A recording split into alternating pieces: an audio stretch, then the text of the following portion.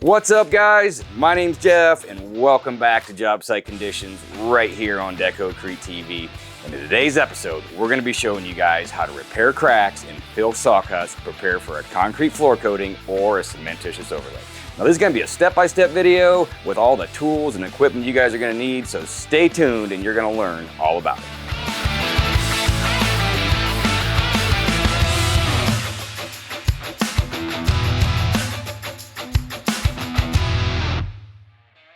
So today's project is going to rate as a 4 on our DIY meter, and the main product we're going to be using is Quik Fix from Deco-Crete. Now, Quik Fix is a great all-around product that can be used for crack repair, fill saw cuts, or even for patching pits or spalted areas on the surface of the concrete. It's easy to use, it sets up fast, and doesn't require any water, so there's no waiting around on product to cure or moisture to evaporate. All this leads to faster turnaround times and happier customers. Now, aside from the Quik Fix, we are going to need a few other items like some fine mesh silica sand, a few mixing containers and some squirt bottles, a small trowel or a putty knife, and a box of gloves. Now, we'll cover all the equipment once we get to the job site. And don't worry about writing any of this down. All these tools are all linked down in the description below. You know, there is a few cracks in this floor, and we're gonna need to open those up so we can get our Quik Fix in there. And we're gonna need some sort of a crack chase wheel, just like this one. To do that, this will thread right onto that angle grinder. And I've got two options there. There are shrouds like this available that you can, it'll actually go on your grinder vertical and collect that dust for you. Or if you got a helper, it honestly works pretty good for somebody just to hold the vacuum one right behind this wheel, and you'll be able to catch that dust.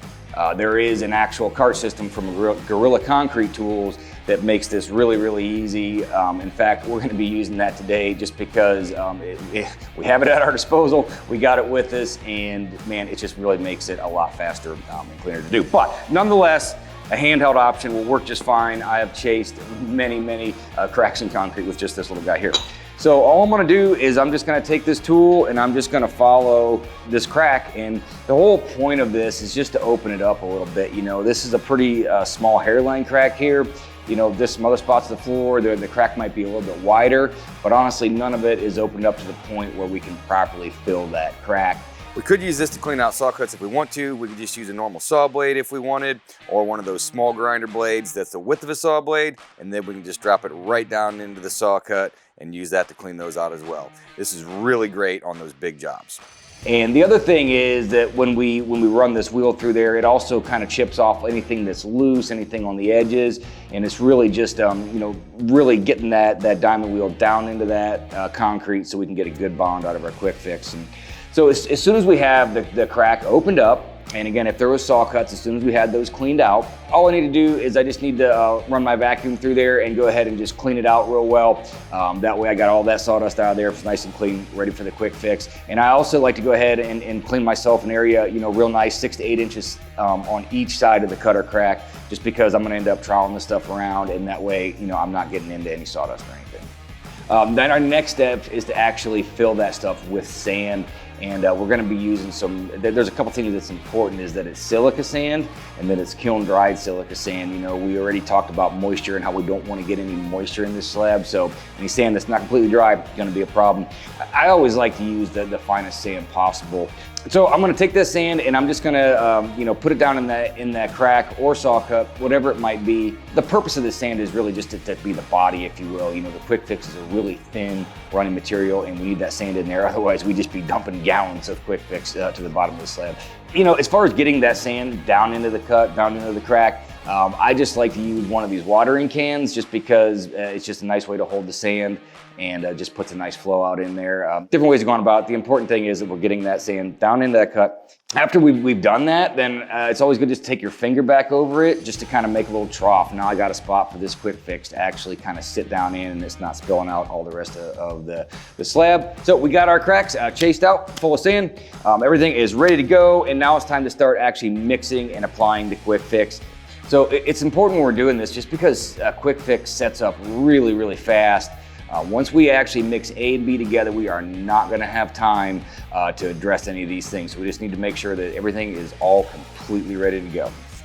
And we're not gonna need a whole lot here. Just a simple little measuring container and a paint stick is all we need. And you know, the Quik Fix you can see is part A, part B, And again, I just go back to the fact that this stuff sets really, really fast. Now again, that's a really good thing, you know, for the project, because this is not gonna slow us down. We're gonna be able to fill this stuff. And honestly, by the time we get to the other side of the room, we'll be able to come back and start grinding right away again. But what it does mean is that we're not gonna be able to make that much at a time. So I'm honestly only gonna make 8 ounces. And so I'm just gonna go, it's a really easy 1-to-1 mix ratio, 1 part A, 1 part B. And so I'm gonna go ahead and drop one of them in.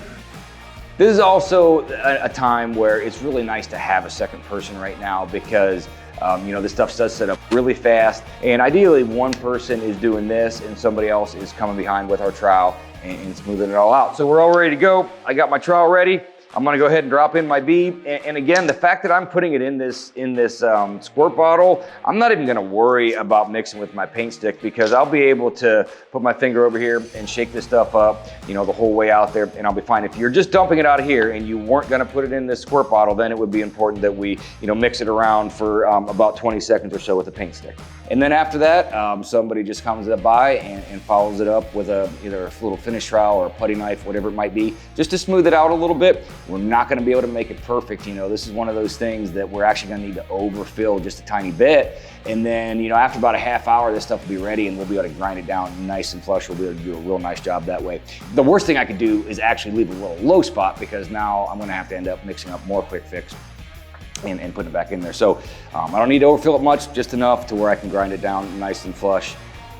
And then again, after about a half hour, we're ready to go, ready to start grinding this stuff down. So the other thing we can use Quik Fix for that is, man, just saves a lot of time is, you know, areas like this that might be spalted or a spot where the floor kind of chipped out. And, you know, so we already got these things cleaned out. It's good to take a wire brush down in there and then just follow it up with a vacuum. But again, you know, we could fill this with something cementitious if we wanted, but now we got something that we had to use moisture. We had to add water to that, and so we're actually be adding moisture to those spots.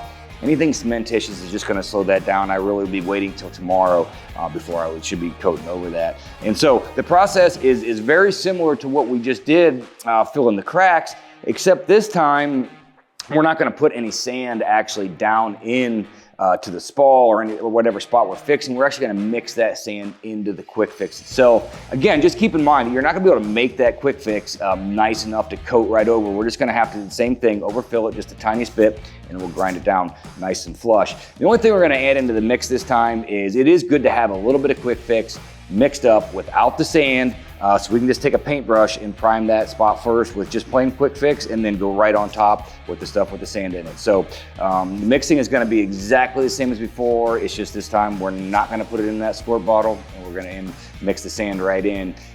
Well guys, that's pretty much it for today's project. All our cuts and cracks are filled, repairs are completed, and everything is ground down nice and flush, and we're ready to move on to the next step. If you guys have any questions on this, please leave them in the comments right below. And for a schedule of our in-depth live training classes, please visit deco-cretesupply.com and click on the training page. If you guys found this video helpful and you want to see more like them, please let us know by hitting the like and subscribe buttons, and don't forget about that bell icon so you don't miss any of our upcoming videos, and it really helps our channel out. So from all of us here at Deco-Crete TV, thanks for watching, and we'll see you next time.